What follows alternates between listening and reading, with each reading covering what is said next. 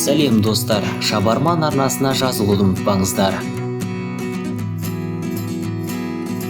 Кез келген аймақ өзіндік ерекшеліктерімен адамға әртүрлі көңіл күй сыйлайды. Соның бірі адам қолынан тұрғызған ескерткіштер болып табылады. Бүгінгі сіздерге дайындаған сюжетіміздің тақырыбы әлемнің ең ерекше және терең мағыналы ескерткіштері жөнінде болмақ. Англияның оңтүстік Уэльс қаласында мүсінші Брайан Фейлдің соғыс кезінде көз жұмған су теңізшілеріне арналған мемориалын табуға болады. Ал келесі ескерткіш ақштың Невада штатында орналасқан. Оның биіктігі 16 метрден тұрады. Мүсінге жұрт сұлулық ақиқатта деген атау берген.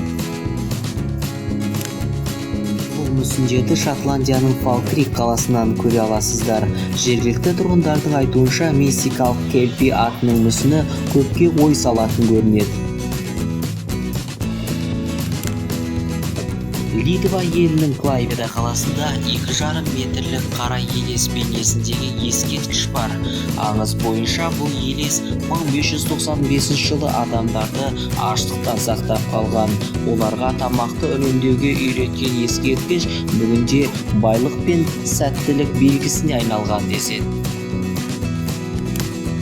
Бәрін айтсаң, бірін айт. Исландияның Рейкьявик қаласында Магнус Томпсонның есімі белгісіз халыққа адал қызмет жасайтын шенеуніктің ескерткіші бар.